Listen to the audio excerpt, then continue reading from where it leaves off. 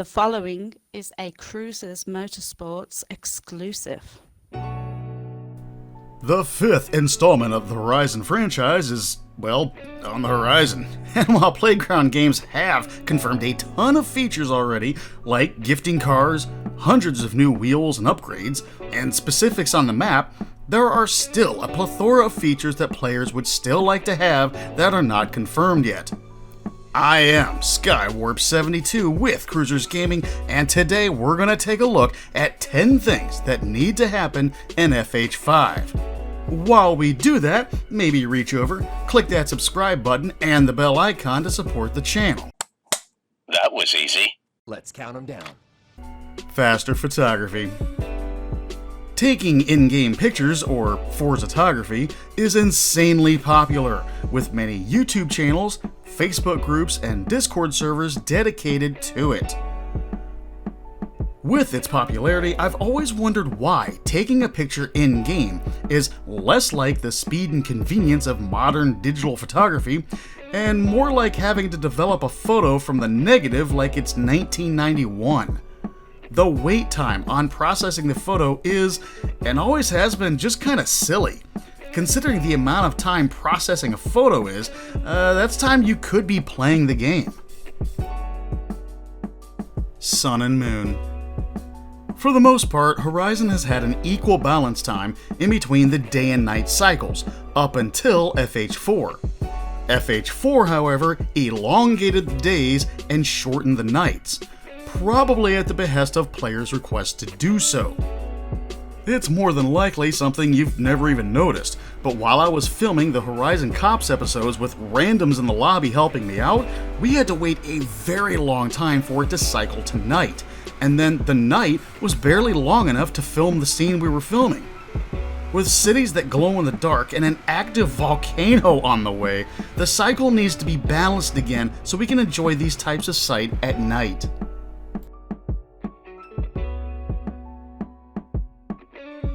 Synthwave. Okay, I'm not gonna lie, this one's more for me, but let's talk soundtrack for a moment. I've always been a sucker for a great soundtrack, whether it be in games or movies.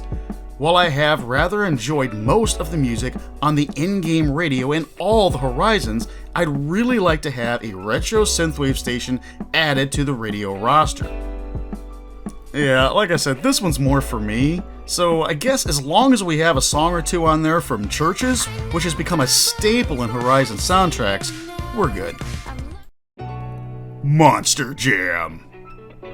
While we all know Playground Games is no stranger to putting in wild, extreme vehicles, from ATVs to six-wheeled trucks to, well, whatever this thing is.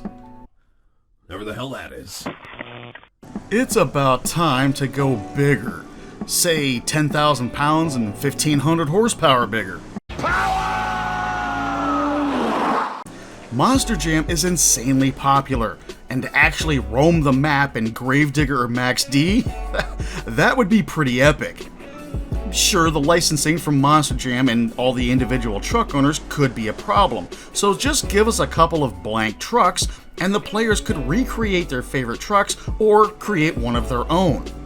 Either way, just get a classic Bigfoot in there, as we all know he is the real king of the monster trucks. Fight me, bitch.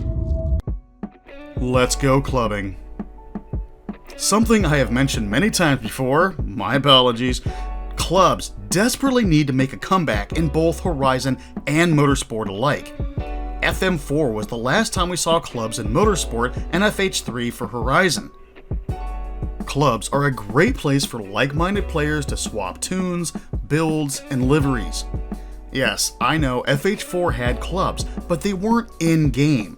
You actually had to go to your Xbox dashboard to access them, and using them was so convoluted everyone just abandoned them. In FH5, they should be accessible in-game. And since stuff like gifting cars is back, a club garage would be great as well. Drag Queen. Until FH4, about the only good places to get a good race were the airport runways. While the drag strip at the festival site in FH4 is a nice touch with proper lanes and working Christmas trees, The fact that it abruptly ends into a hilly field just kinda sucks. FH5 could seriously benefit from a proper working drag strip, complete with burnout box and timing system. It was confirmed that there would be an actual racetrack next to the main festival site in FH5, though no word on what kind of layout that it would have. So this one might actually be coming true. We'll just have to wait till the release date to find out. Walkable garages. You know how cool it looks in GTA 5 when you can walk into your personal garage and see all the cars you've accumulated in one spot?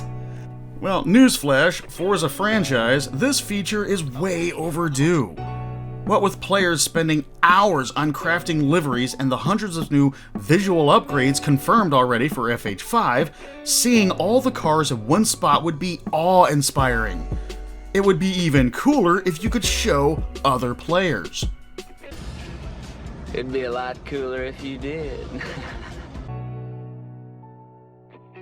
Low class.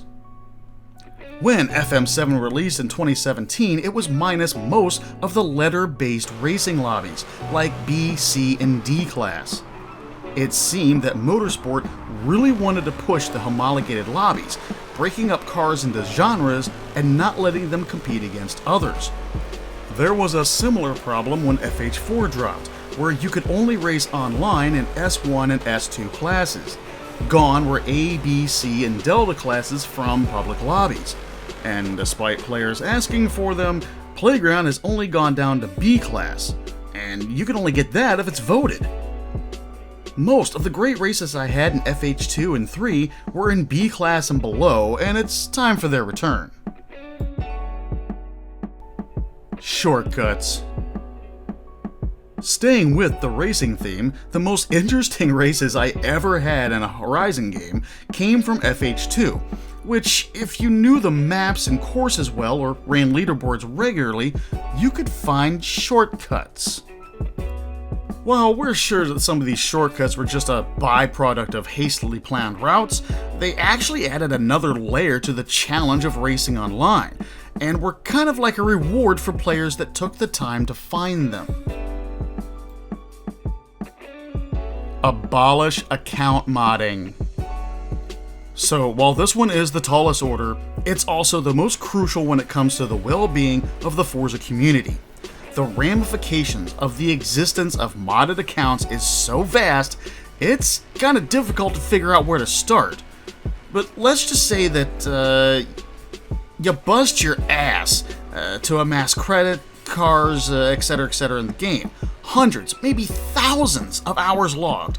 All that work, and then the next player could have all you have and maybe even more because they spent $3.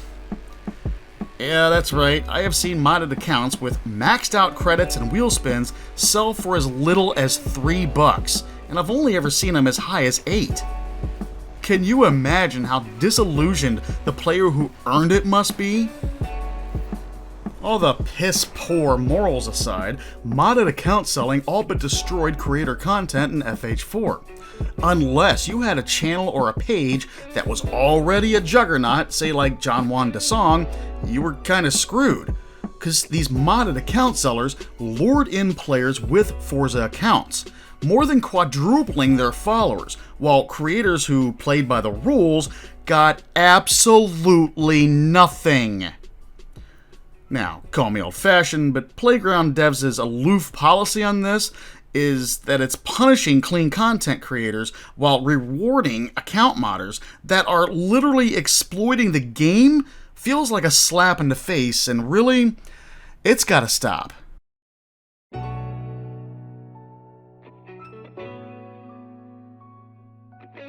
So there it is, 10 things that should be included in FH5. Do you agree? Do you disagree? Let me know in the comments section below. I really want to hear what you have to say. On your way down there, check out the description for links to Cruiser's social media, Facebook, Twitter, Twitch. Give the vid a thumbs up. And if you find yourself able to do so, become a Patreon subscriber to support everything Cruisers is doing here. Shout out to Forza player SR Crumbiscuit on the FH5 unofficial car wish list on the Forza forums for listing a Chevy Beretta.